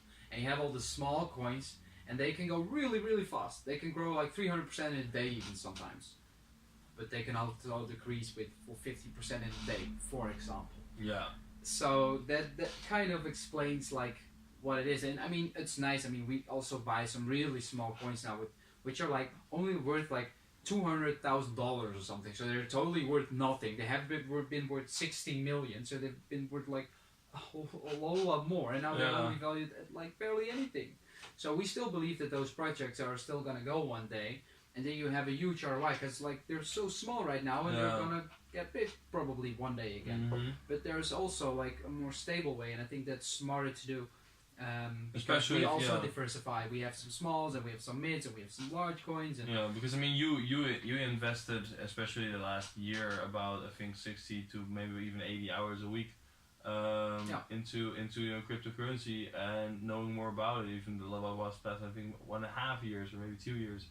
So you know a lot more about the small coins and what to analyze and how to put money into it. And I feel like if you just get new into the market, it's so huge. It's so much new terms, so much new technology. Let's put some interesting coins down in the comments as well. I'll send them to you an email, and you can just have a quick look at some projects which I like more. So you have kind of an interesting selection. That would be cool, man. Because I really believe that, and maybe. Just give you can write or like a small description of what the coin is about, because I really feel like and because what I feel especially when it comes to cryptocurrencies, you have to believe in the idea. Yeah, the idea. So let's talk a little bit more about the idea then. I think as well. Yeah, I like, for instance, I really like the idea of Publica. Still, I don't know, like there's another other version you told me a couple. Poet, what they do is they make a marketplace where people can sell their books and where people can buy books, with no fees taken by companies as Amazon. So Amazon takes a lot of money out of the game. So when you buy a book, then probably I don't know how much percent goes to the seller, but it's probably like I don't know. Half. Let's say half. Could be even more. Could be less. I don't know. Let's say half. That's a lot of money for Amazon. Mm-hmm. But everybody knows Amazon. Everybody's on Amazon, so they use Amazon. But it's kind of unfair, right? Because Amazon only has like the website, and they get like 50% or whatever they get. So it's unfair. And what these platforms do is everybody can just put their ebook on it, and when people want to buy your ebook, they have to buy a certain amount of coins. So you can say, "Hey, I'm selling the ebook for this amount of coins, or for this dollar price." Could also be. And then people have to, buy the book, and then they actually have it in their balance. And you can even create your own token. So if you, for example, had a book and it was called Holiday Book on Spain or whatever, then you could just sell it and people could buy your holiday coin, whatever, and then they can read the book when they have the coins in their wallet. Yeah. So they just pay it, but they can also sell it back again to others. So that's a really weird concept. So they barely pay anything. Yeah, and price, and that's actually a whole new way of distributing value, because if the book is really good, then more people want to buy it and price goes up. So that is not really the total fair way to do it. But you can actually determine like how the price is determined. You can just say, hey, I want this amount of dollars, or you can all. You can make it, and as a writer, you earn way more because there's no publisher, there's no seller, like Amazon. So normally I think. So you, for example, ask your friends already, like, hey, can you buy it on that site? Because then I get like $10 extra. Yeah, like because writers, I know that writers like on average earn like 20%. I feel like from the books they write. 10 even, like it's really low. So it's like. I like this idea because even if I buy a book for €10, he gets €1 normally. So if he could sell the book for €2, he would double his income, and I would have to pay way less, and that's just what I really like.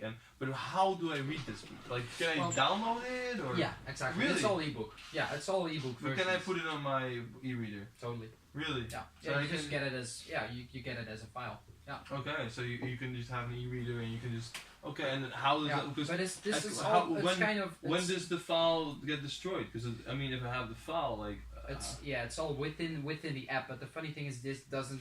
I mean, they have like a working Mhm. thing, but the file you load on the internet. So Okay. you just see letters, but they don't have a normal app again because we are still like really starting. yeah, And we're yeah, talking yeah. about Publica, but Poet, which is another coin which also listed on Binance, a bigger exchange. They did exactly the same just a few days ago. Maybe Okay. even yesterday they had mainnet launch. Well, this February they had it, Yeah. and they seem to be really good. They have a great team, so I believe even more in them. As Publica is really small still, so it's hard for those small companies to compete Yeah. with those larger companies. That's But- difficult. It's so that's also like when, for example, Team goes back and how is everything programmed and marketed as well. Like it's if you keep Yeah, track on the right this things. type of products, in my opinion, are really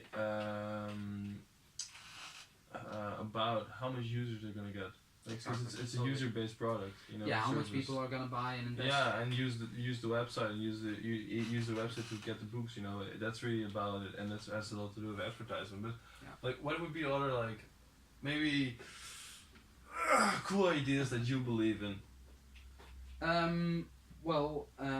I think there's many. One of the best projects out there is currently, I think, Project Pi. And it is a project which is all about artificial intelligence.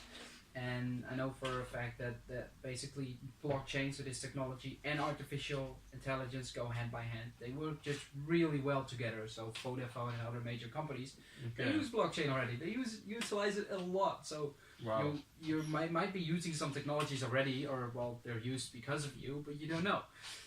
But those things already like tell a lot. So I feel like artificial intelligence is really futuristic. Mm-hmm. But those projects they will be huge in like a few years. probably. Yeah. So Project Pi is one of the majors. But there's anything like Zilliqa, for example.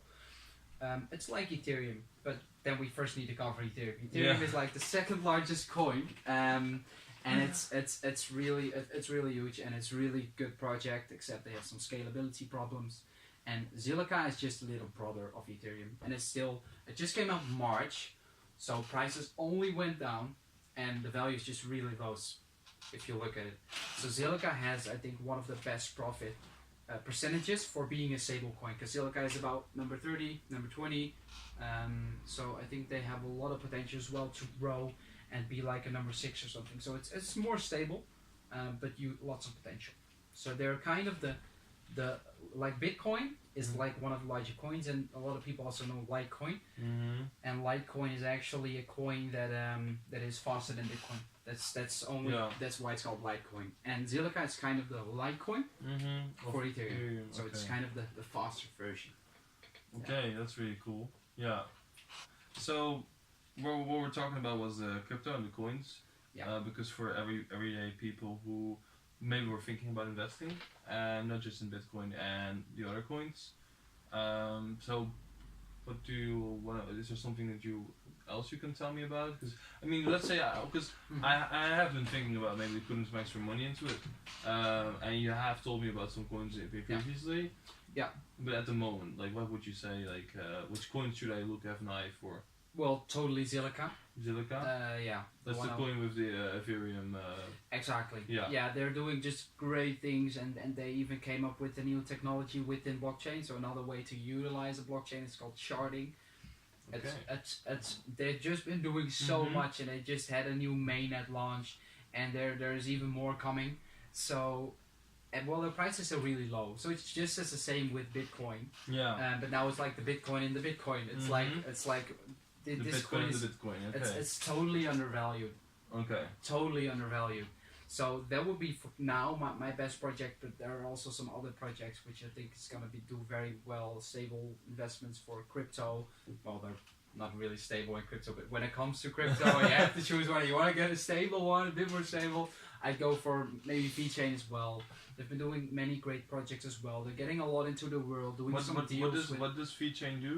So they basically are an IoT company, so an Internet of Things company, and they just make blockchain usable, and they do it by basically tracking items with chips, and just making sure that for example, they have a great deal with BMW. Oh, wow, really? So for the cars, and what they, for example, now start doing is making sure that when BMW buys materials, that those materials are being produced without the use of like children being in the mines and in the process, exactly. So what they're able to do is they're able to get a network with verified people, because blockchain again can tell like who's fair and who's not, and it's difficult to really explain about it, but in a certain way you can program it that this really has to be verified and it's unchangeable. And that's the thing with the regular database as well sometimes, is that sometimes it's easy for things to get around, to just change data in a database. And with blockchain, things are there for the whole life. So if I made a transaction one day, that transactions can always be seen. Even in 10 years, in 20 years, it will always be there, and people can see it, can track it, and know that it, for instance, really happened. And I think that's also one of the very good things. So it has so can you give an example of, like, because you said like they make sure that children are not in the process. How do they do that? Like, that sounds really difficult for me to. It is just a way to create a database, to get the data, to know where materials actually come from, to give them kind of like a label. Oh, so can I as a user even check that? Well, of course you like need a party who checks it. Yeah. So it's not that it can do it on its own. Yeah. But it is that that there are people who are certified to do that, and when they like, it's like putting a stamp on something. Like, hey, this is correct. Okay. But it's done in a blockchain way. So not in a way that data can still be changed, or that people just do it. And well, VeChain can, for example, say, hey, we only have 3 people, and like they're working in our company, and we fully trust them, so they can only do it, for example. Or people there, so they have some people in responsibility, but it's just a way of governing like things. Yeah. Okay. Well, that's interesting. And as well as blockchain is unhackable. One, I think, very new technique which will be used more often as well is that it's going to be used more in car keys, so for BMW as well. Okay. Why? Because currently the locks for BMW and stuff is all like the wireless ones for new cars. They can be opened by certain devices if they place them next to the chip, because the chip sends an NFC signal and that can be tracked and whatever. So they could hack it in that way, and it doesn't happen a lot, but it could. So, for example, if you do it in blockchain wise, it can't be hacked, because blockchain is unhackable. Like blockchain itself, if it's programmed right, it's unhackable, like Bitcoin. Unless you have a quantum computer. Yeah. But that's a whole other story. We don't have those, probably. Yeah. I expect not. Yeah. So that's for example as well some very practical example of how this blockchain is being used in technologies. And so if, for example, VeChain starts actually creating those things for BMW, they can get a huge turnover for that. They can grow really quick, and VeChain as well has some other deals, and I think they're very nice as well they have good software and stuff as well for in data warehouses. So if you, for example, you have like PostNL for shipping and stuff, so in those huge shipping companies and stuff, technology would be really handy as well to track everything and to know where everything's going. So there's many different functions of each coin. Yeah. And I think that nice projects would be as well, for example, Sia Coin, which is a coin that was doing the storage distribution. I was just talking about the cloud storage. Oh, really? That's that company. It's really practical, and what I really notice is that those companies who do practical stuff, so blockchain really has a use case. Where there's many companies who say they use blockchain, but they don't necessarily need it. They don't have a unique selling point by using blockchain. It's just like a regular company, but they use blockchain now instead of normal technology. But blockchain needs to have added value, otherwise it doesn't matter a regular company. So that's already kind of a rule for people. If you look at, you have to understand the blockchain, and they have to understand how it can apply extra value to companies. Exactly. And you have to recognize the difference. Yeah, that's a good and thing. I think it's always good at, I look kind of in ways of where would other people invest in, and where would smart money invest in, so where would investment banks and stuff invest in. Yeah. And I'm most interested in those projects. Yeah.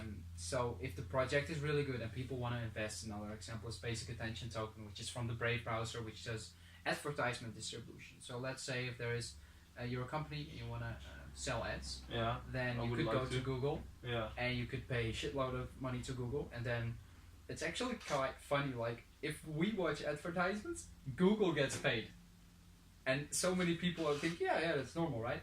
It is not. I think it's totally weird that if you watch like content and advertisement, and then Google gets paid, it's totally unfair. It's your time. Basic Attention Token actually just says like, hey, if you're a company, you want to make marketing, sure, pay your customers. So that if you really watch an advertisement, you get paid.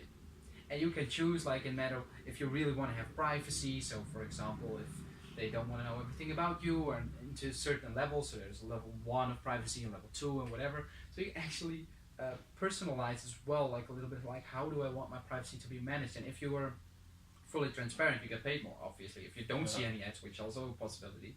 And this is still like what they have. So what I'm talking about is not there yet, but I know it will come. Yeah, and they already have a browser that you can use and test out. It's like a prototype, right? Yeah, it's all prototype. And what is interesting about Brave is also that it is, I think, teamed up with Firefox. Like they have some, they have some big names that support them. Like it is also a thing in my opinion, a thing that you can look for when it comes to companies. Who do they team up with? Yeah, and I know that lots of people are going to invest in this, and I would actually not be surprised if this was the future browser. Google earns, I think, about I think they do in revenue about 40 billion. So that would be about, I think on every user of Google Chrome they earn about $20 in total when it comes to their turnover. Okay. So that is a lot. That's a lot. Yeah. That's. Yeah. So if you, for example, compare it to Africa and stuff, or other countries, it would be even relatively more. Like, it's huge. But yeah, Google all gets the money because they have the data on you, and companies want to know that data, so they can sell better to you with higher efficiency. So I think, for example, Basic Attention Token is going to be a great project. Lots of people will be buying it as well. But Bitcoin will be a main coin. I still believe Bitcoin will be there in 5 years, but I'm not 100% sure. Okay. That's always like the thing. You never know like what's gonna go, but I Yeah, believe Bitcoin MySpace, will. everybody believes in it as well, and it was also gone at a certain point. Like, You can't tell things with certainty. That's the funny thing. And that's really why, like, I would say, you know, the amount of risk that the amount of risk that an investment has, the more effort you have to put in. Like, if for instance the SP 500 takes some effort, but it's like a lower amount of effort that you have to put in if you compare it to like cryptocurrency or the stock market, you know, like cryptocurrency is even more flexible and has a higher upside, and then for instance the stock market again, but it takes again more time. Like you have like I would say SP 500 minimum amount of time to get like a good probability of earning money. Exactly. Then you have a stock market, a little bit more time to get a good probability of earning money. Then you have cryptocurrency, it takes even more time to get a good probability of earning money. So you can get like statistics coming in as well to help you making those decisions, because like indeed like S&P 500 you could say, hey, what if I invest €100, what will that make in 1 year? And then if you do it well, you could really calculate like, hey, well, probably earn like 6% with a 65 or 70 or 80% chance. So you can really statistically look upon what has happened in history, and it's never like guaranteed, right? But it is normal that history repeats itself, because this was happened for 100 years. So if you can tell what happened over in the past 100 years, you can kind of also like prospect what's going to happen next. But and it's also like for this cryptocurrency in general. Sorry to interrupt you, but cryptocurrency is like really it's new, so it has a lot of potential, and there are definitely coins that are gonna like have 3,000 times the value that they have now, or probably in like 10 years. I believe so. Only a few. But that's exactly my point. Like there are few. Yeah. So the probability of you choosing the right coin is just very low. So when it comes to like the SP 500, the thing of that is like it's like history repeats itself. There's a high probability of you making some money. Or with cryptocurrency, it's just like that's why it takes so much more effort to pick the right one. Yeah. And it takes a lot of ones. The ones to diversify. Yeah, and to again, you know, play multiple games and hope to win one of them. But it takes more effort because you have to. It's a whole new thing. Not a lot of people know about it. You have to read about it. You get new terms. So it takes just more effort or a longer period of time with the same amount of effort, like half an hour every day. It's gonna take longer time period to invest money into to get actually like a high probability of getting money out of it than when you invest in like the SP 500. And we're talking about long term, of course. Like short term, still there will even be a lot of a lot of knowledge about it. Yeah. It's a bit as well compared. It's very well comparable with the .com bubble. Like we had huge growth, like insane growth, like tens of thousands, hundreds of thousands of percentages in gains. Yeah. And then one day just everything was like, poof, was gone. Like stocks that were like $500 was suddenly only a few dollars left just in a few days. Yeah. Or like in really short period. So I think that could be the same thing for Bitcoin maybe, for some companies as well, that they just in any could go away, because that's what happened in the growing times as well, in like the .com growth, is that many companies they failed, but a few they grow really quick and they took over everything. And that's also what's going to happen with crypto probably. There are going to be a few companies that are going to be really huge, and all the others are just going to go away. It's like Google. There were probably many other companies like Google that also wanted to create an internet browser, search and whatever. But Google succeeded. Yeah, and I think that's very true. I think it's so you have to basically say that the newer or the more complex the market, the more effort you have to put in to get a lower risk and a higher probability of succeeding. Yeah.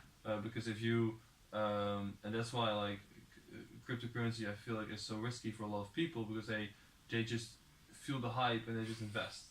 Yeah. And I mean, it's not that you can't make money with it, but it's just then again, Bitcoin is a better investment, or like a lower risk investment, but still a higher risk investment than, for instance, the SP 500 or something. If you talk about long term, short term, the upside of Bitcoin might be a lot higher than the SP 500 in 1 year. So then you could consider still doing it, but there's still a higher risk of losing your money. And I really feel like that's what you should know.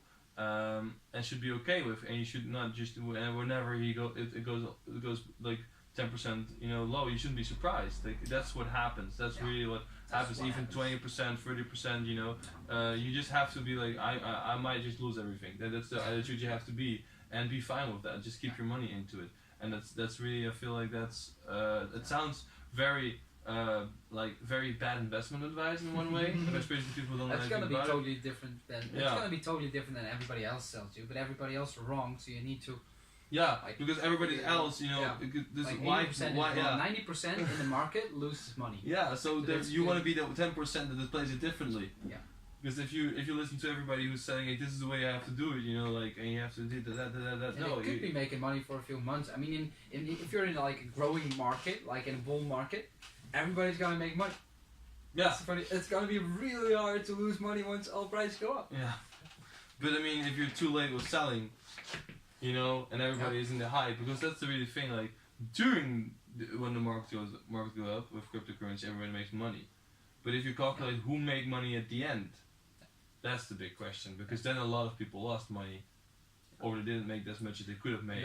Totally. And there's a process called shorting, and it's not like only few people do this. Like really only the professionals, well mainly. I hope only pros, but. It's probably also amateurs. Yeah, it's really risky. So what you do is you make money once a price drops. How does it work? Well, basically with one click on the internet, you can click on short, that's what it's called.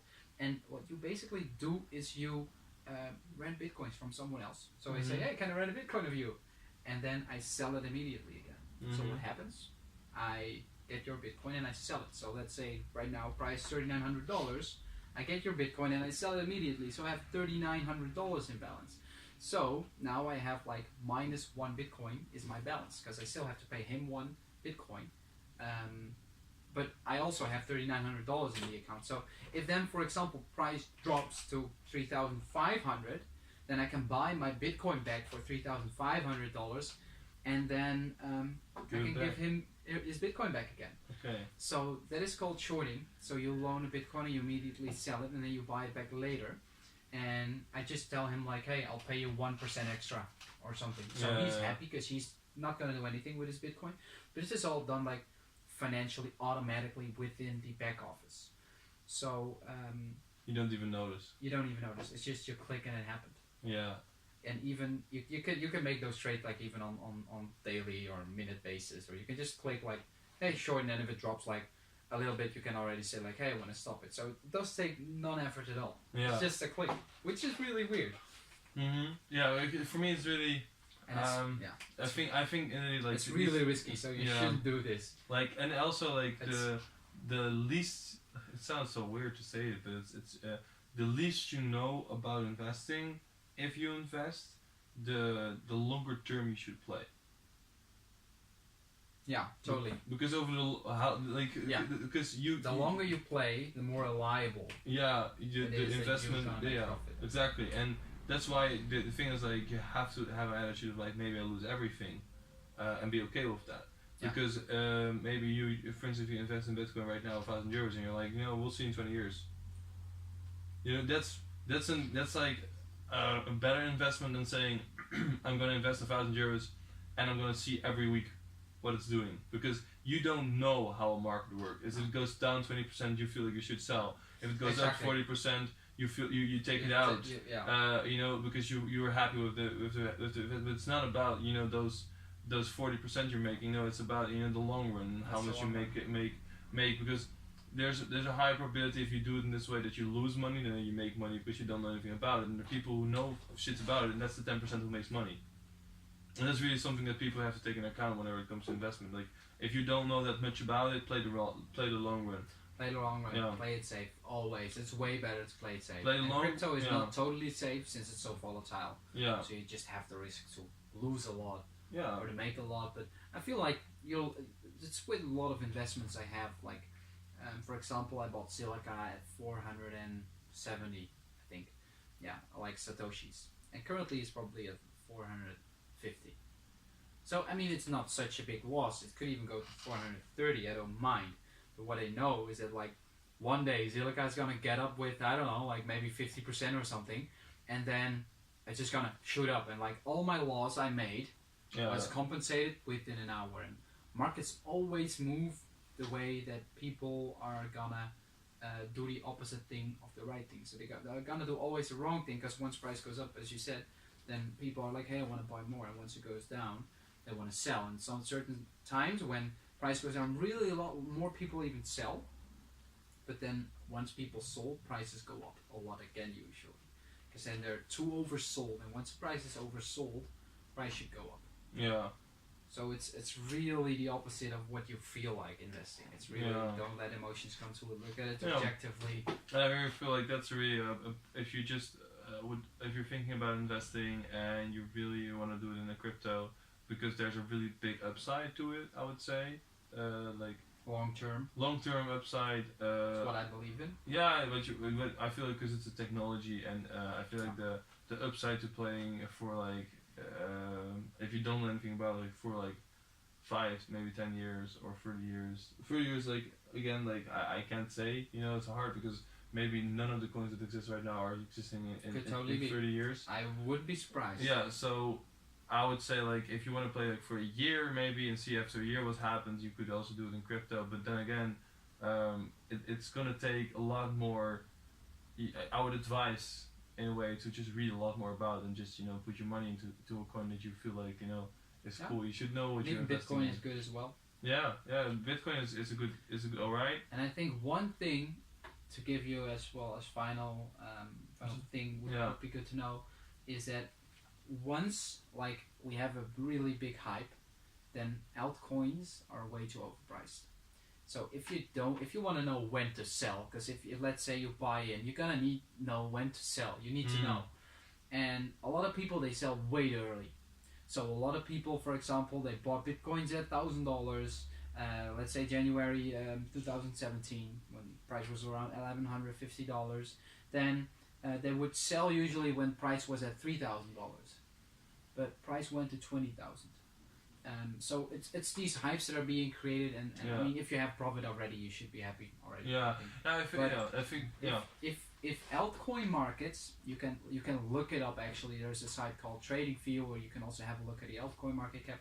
But if the altcoin market cap is over 65%, if comparing to Bitcoin, so Bitcoin has certain value.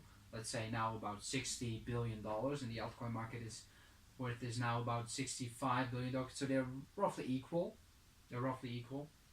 And the moment that altcoins are like way more expensive than Bitcoin, you should really sell. Maybe in total value. In total value. So you have the whole market, which is currently about 130. Well, let me make it easier for you. There's this thing called Bitcoin dominance. Yeah. And it's a percentage, and it tells you how much of the whole market, of the market cap, so the whole market value, is in Bitcoin. So let's say market cap is $130 billion, then Bitcoin is gonna be $65 billion if total market dominance is 50%, because then it's exactly half the value is in Bitcoin. And if the value is all in those altcoins for about over 65%, totally sell, like totally. Yeah. That is one of the ways to figure out, because people, what they do is they want to make, once they invest, they want to make most money. So what they do is they buy altcoins because they're more volatile. So that's mainly what happens. So it's all in psychology. Yeah. Because everybody buys altcoins, get out. And it's also that you have to imagine that, if I'm right, if you invest a lot of like money into this, again, you have to be okay with losing everything. Yeah. And you have to be okay with making less than you could have. Totally. You have to have an aim. If it goes above this, I'm gonna sell it. Yeah. And then stick to that. And Totally. And be okay if you made 3,000 euros instead of 20,000 euros. It happens. It happens. And then you should maybe think to yourself like, maybe you should use it as a motivation to be like, okay, it's interesting. Maybe I should look into it more and put some more effort into this. Instead of being like, oh shit, I don't understand anything about it. No, you don't understand anything about it. So start, to learn things about it and start to understand it, because that's really, I think, a key element. It's really about starting. Yeah, it's really about starting and just doing it. And starting, I don't mean investing. Yeah. I mean, get knowledge on how to invest before you invest. Because if you don't, things are gonna go.